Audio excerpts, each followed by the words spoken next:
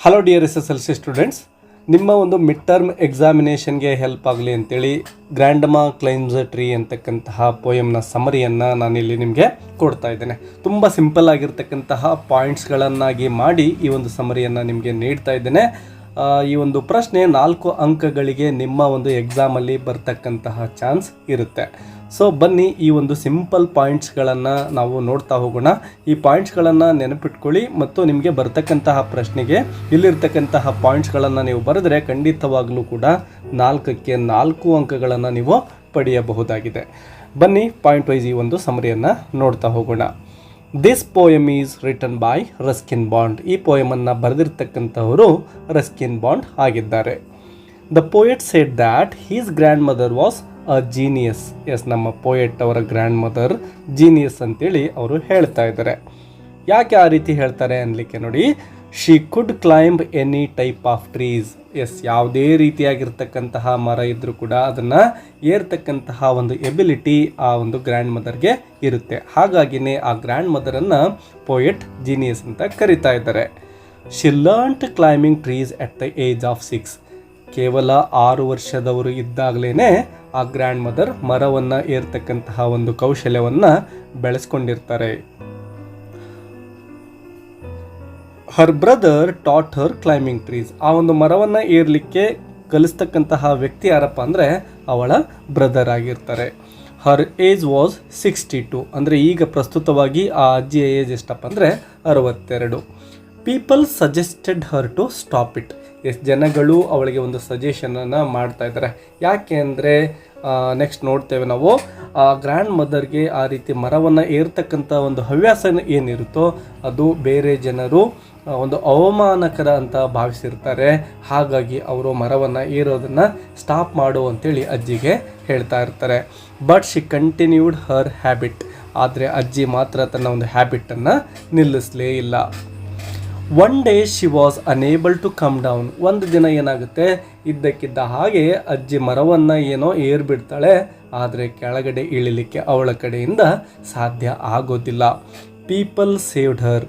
ಅಂತಹ ಸಂದರ್ಭದಲ್ಲಿ ಜನಗಳೇ ಬಂದು ಆ ಅಜ್ಜಿ ಮರದಿಂದ ಕೆಳಗೆ ಬರುವ ರೀತಿಯಲ್ಲಿ ಸಹಾಯವನ್ನು ಮಾಡ್ತಾರೆ. Doctor advised her to take rest. ಅಂದರೆ ಜನಗಳು ಡಾಕ್ಟರನ್ನು ಕರೆಸ್ತಾರೆ. ಡಾಕ್ಟರ್ ಬಂದು ಆ ಅಜ್ಜಿಯನ್ನು ಪರೀಕ್ಷೆ ಮಾಡಿ ಅಜ್ಜಿಗೆ ರೆಸ್ಟ್ ತೆಗೆದುಕೊಳ್ಳಿಕ್ಕೆ ಹೇಳ್ತಾರೆ. ಅಂದರೆ ಆ ಒಂದು ಹವ್ಯಾಸ ಏನಿತ್ತು ಮರವನ್ನು ಏರ್ತಕ್ಕಂಥದ್ದು ಅದನ್ನು ಸ್ಟಾಪ್ ಮಾಡಲಿಕ್ಕೆ ಅವರು ಸಜೆಸ್ಟ್ ಮಾಡ್ತಾ ಇದ್ದಾರೆ.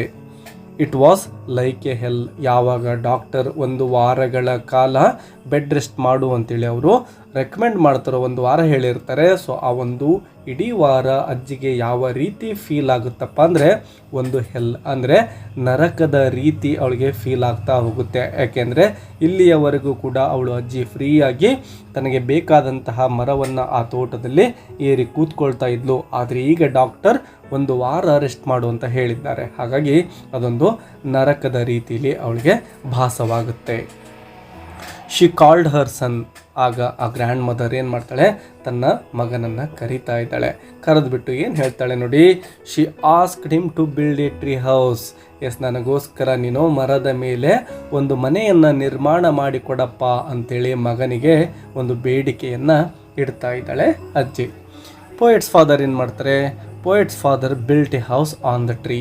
ಆ ಪೋಯೆಟ್ಸ್ ಫಾದರ್ ತನ್ನ ಒಂದು ಮದರ್ ಕೇಳ್ತಕ್ಕಂತಹ ಒಂದು ಬೇಡಿಕೆಯನ್ನು ಈಡೇರಿಸಲಿಕ್ಕೆ ಸಿದ್ಧ ಆಗ್ತಾ ಇದ್ದಾರೆ. ಯಾಕೆಂದರೆ ನನ್ನನ್ನು ಸಾಕಿರ್ತಕ್ಕಂತಹ ತಾಯಿಗೋಸ್ಕರ ನಾನು ಅವಳ ಆಸೆಯನ್ನು ಈಡೇರಿಸದೇ ಇದ್ದರೆ ಅದು ಸರಿ ಇರೋದಿಲ್ಲ ಅಂಥೇಳಿ ಅವರು ಆ ತಾಯಿಗೋಸ್ಕರ ಮರದ ಮೇಲೆ ಒಂದು ಮನೆಯನ್ನು ನೀವು ಚಿತ್ರದಲ್ಲಿ ಗಮನಿಸಬಹುದು. ಸೊ ಈ ರೀತಿ ಒಂದು ಟ್ರೀ ಹೌಸನ್ನು ನಿರ್ಮಾಣ ಮಾಡಲಿಕ್ಕೆ ನಿರ್ಧಾರವನ್ನು ಮಾಡ್ತಾರೆ.